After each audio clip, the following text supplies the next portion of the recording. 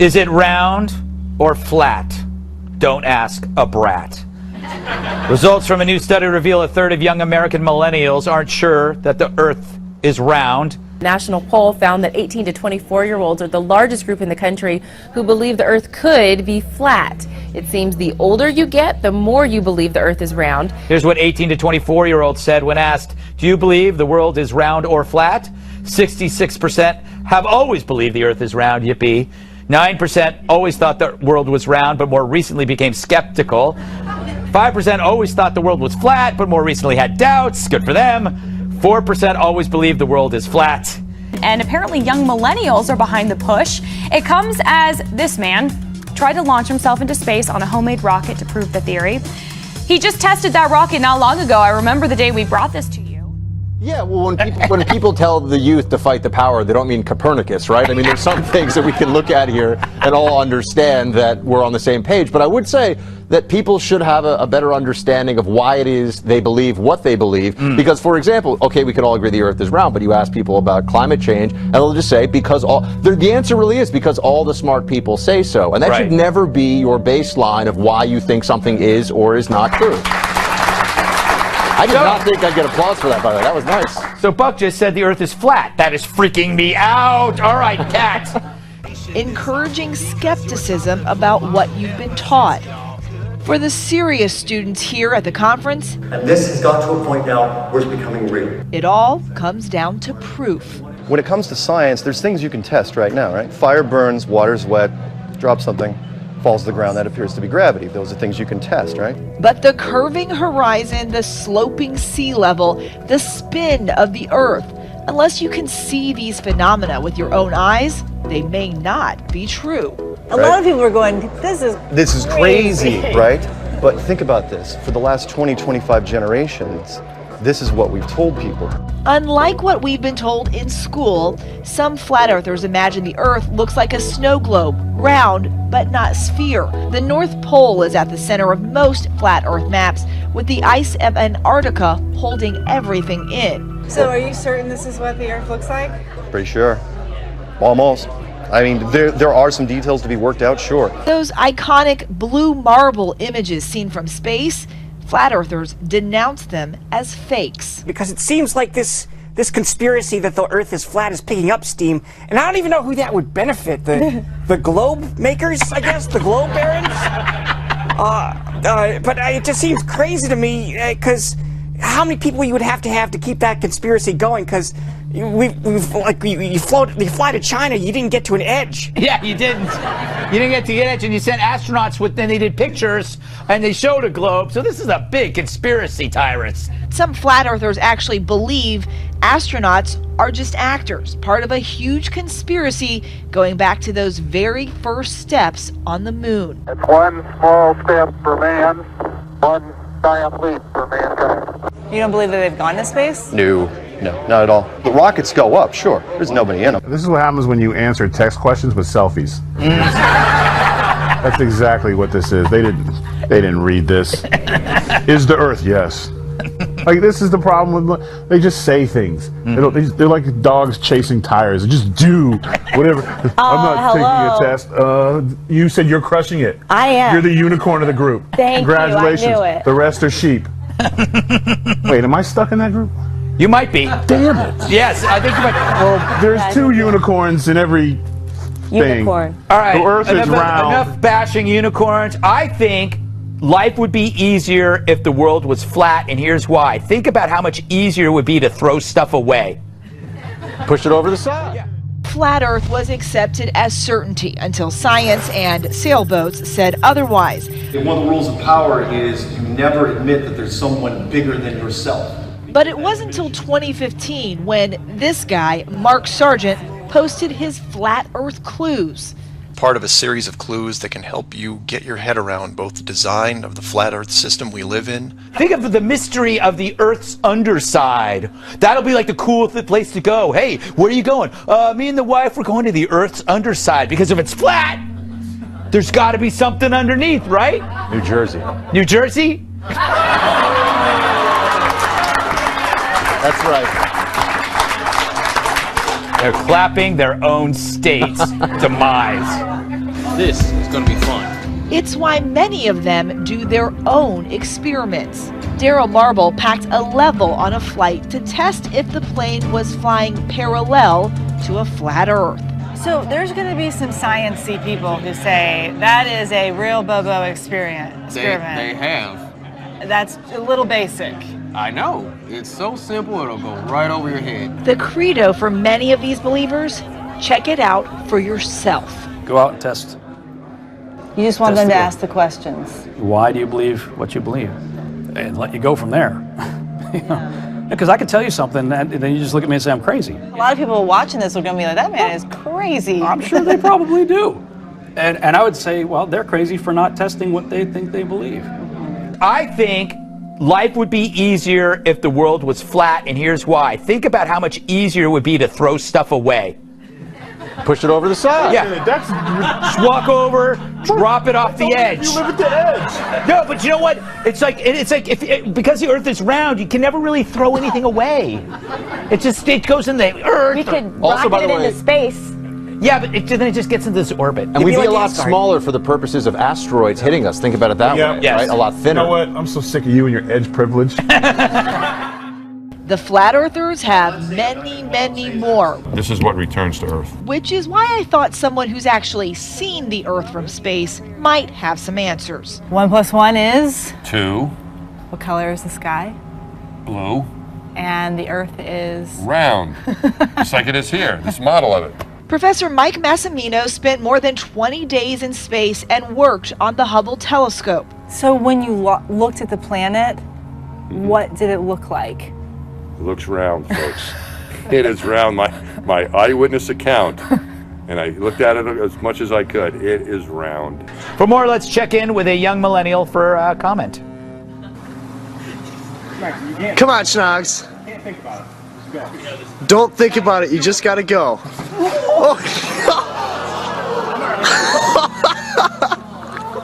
Well, that Earth was flat. All right. I compiled a bunch of facts that prove the Earth is round because I had to. Because I couldn't remember how you prove it. But in a world of disagreements large and small, for something as clear as this horizon, the interpretation could be infinite. Now, flat earth faith, though, and this kind of faith is a literist kind of faith. In other words, what I mean by that, even though there's no proof for the position, it believes it just the same, but it's worse than that, flat earth faith, in that it believes things literally. It believes that you can only read the Bible literally, okay? And by that, what I mean is the scriptures must be read literally or you don't have faith. And because of that, they've decided that the scientists are all lying about all their information. All science are lying. They're just a bunch of liars. They're not honest people. The earth literally sits on pillars. It literally has 4 corners. It literally has a sky dome that if you go up high enough, you'd run into it. It literally is a circle. It literally never moves. I couldn't put all the verses, okay, that they quote on that. I had to stop. In fact, a lot of this, but I did hear an interesting statement by somebody. They said the Flat Earth Society has members all over the globe. I liked that statement. I thought that was pretty good. Someone else said most flat earthers would be cured if they traveled more. If they traveled to the equator and traveled east in a straight line and they stopped when they got back where they started, maybe they wouldn't be flat earthers anymore.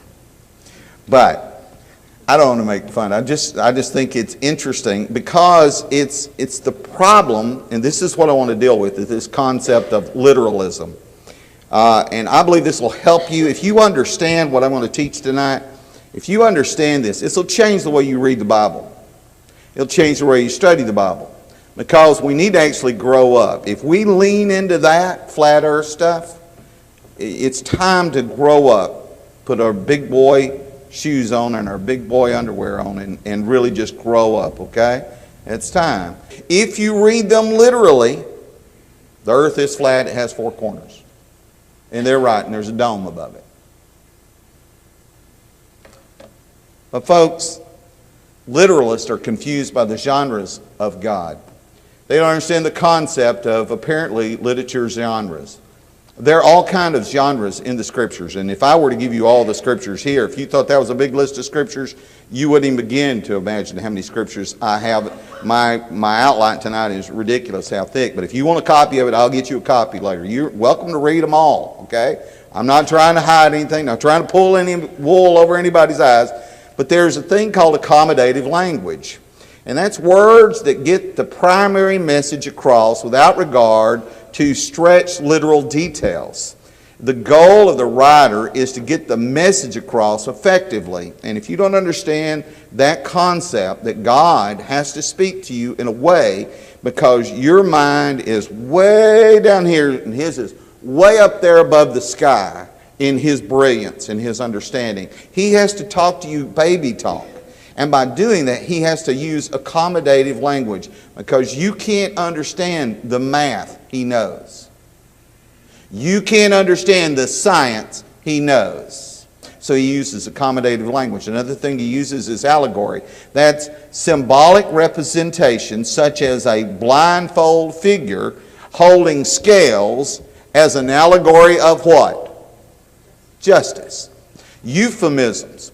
It's an act or an example of substituting a mild, indirect, or vague term for one considered harsh or blunt or offensive. The Bible is full of allegory, it's full of euphemisms, it's full of accommodative language, it's full of hyperbole. That's a figure of speech in which extreme exaggeration is used for emphasis or effect, like, I could sleep for a year. Well, you couldn't. So those are in Scriptures. I'm sorry they are. The Bible isn't all a bunch of literal, take literal everything it says. There's poetry in Scripture. Some would say Genesis 1 is poetry. We know Psalms is. We know that Lamentation is. And we know that there are prophetic songs that are. And then there's Proverbs in Scripture. And those are usually sayings that are often popular, that were popular in the day. So one expects, now you would expect that a skeptic would maybe be ignorant of such, but if they're not ignorant of such, if they used it, they're using it to mock those of us who believe in the Bible. And so it's really not something we should use. We should not think everything's taken literally from the Scriptures, but people who do believe that tend to not understand this basic concept that there's various genres in here. And if you don't understand that and you start saying, you got to take that literal, generally speaking, if you're doing that, you've got an axe to grind. You just got an axe to grind. And you're trying to push something. And you should look at both sides. It could be literal, but it could be that it's just using one of those figures of speech. And if you don't understand that, you'll see a lot of things from the Scriptures. And basically, flat earth people don't understand four corners of the earth refer to north, south, east, and west. They just don't understand that. The four winds of the earth, the wind from the north, the wind from the south, wind from the east, wind from the west. They just don't understand that. These concepts, that these are just ways of describing things. We can end up, if we're literalists, we can end up forgetting what the purpose of the text is in our hurry to teach what we want to believe. For example, when a purpose or a message overrides the science or logic or taking it literally, one has to believe the literalist approach in Genesis 1, or that the earth is 6,000 years old if he's going to be a faithful Christian. No.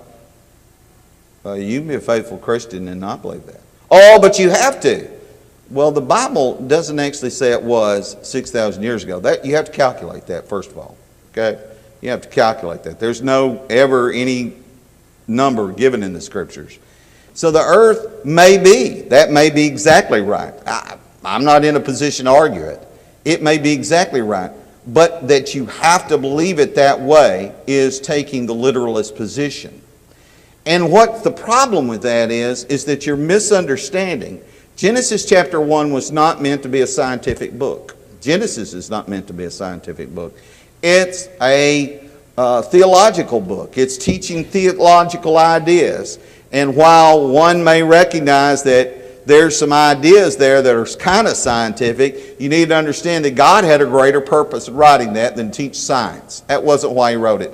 And when the text itself suggests that there are other ways of interpreting a text, then you should not be so dogmatic on a literalist approach. Let me give you an example of that, and that is the word day in Genesis. Now, I've been literalist, so I think you should understand. I've been a literalist. So I want to give you, there are at least 7 possible meanings of the word day in Genesis 1 and 2. There's 7 of them here. The light was called day, which is 12 hours. So the light was called day, so that's one kind of day. Genesis 1 and verse 5. Genesis 1 verse 5 also says the evening and the morning were the first day. Now that indicates 24 hours, but wait a minute. The evening and the morning, the dark and the daylight are called a day, and the daylight's called a day. So that's 2 right there. All right, and then Genesis 2 verse 2. He rested on the 7th day from all of his works which he had done, but no formula in Genesis 2:2 is mentioned. The evening and the morning were the evening and the morning. That's not done on the 7th day. Did you ever pick up on that? 5th meaning of the word day that's used here. The sun and the moon and the stars regulate a day as we know it. I mean, I get up when the sun comes up, right? Go to bed when the sun goes down, right? Stars come out at night. I know it's dark because there's stars out at night. Those didn't exist until day 4. Okay, so day 1, 2, and 3, whatever those days were like, they're not like the days you and I are experiencing. So one expects skeptics to be ignorant of such and to be literalists to mock us, but we don't expect people who are Bible students to make a big thing about it and then to draw lines of fellowship over it. Just don't expect that. It's not rational to do that. It's like we pick and choose so that we get our own agenda, because that's what literalists tend to do. All of us were equally disagreeable. That's Romans 14. That's 1 Corinthians 8. In other words, that means this, that every last one of us have an opinion. And every last one of us think we're right. And every last one of us think that if you disagree with me, you're wrong. That's who we are. And the Bible teaches that about us. If you don't believe that, you need to read 1 Corinthians 8, 1 Corinthians 10, read 1 Corinthians 9, 19 through 23. To the Jew I became like a Jew. To those outside the law as those outside the law. I have to adapt to that because everybody thinks they're right where they are. And so that's our nature. It's genres, it's goals, it's grace, confuses everybody. And let's not be silly. Can I be honest with you? I feel like sometimes biblically we're pretty silly. We're just silly, we're superficial, we're simple-minded in our Bible study. And so what I've said tonight, some of you are out there going, what, does he not believe the Bible? Proverbs 14 verse 15. The simple believe every word. Ephesians 4:14 says, we should no longer be children, tossed to and fro and carried about with every wind of doctrine by the trickery of men. We need to pay attention. 1 John 4 verse 1 says, do not believe every spirit, but test the spirits. You shouldn't just believe it just because a preacher in the Church of Christ, and that includes me right now, tonight. That's great. I want you to check everything else. I'll be glad to give you all my notes. I really would. I'd love for you to look into this deeper. I really would like you to do it. Acts 17 verse 11. They search the Scriptures daily whether these things are so. It is important to know if these things are so. We don't want to be childish and go back to the cold water. So let's read the Bible like an adult. Amen? And let's not just say the earth's flat. I don't want to hear anything else. I don't want to hear nobody tell me any different. I want to hear, and when it gets to science or anything, I don't want to hear any different. I just want to hear the way it is, the way I want to believe it is. You can't do that. You have to be honest with it.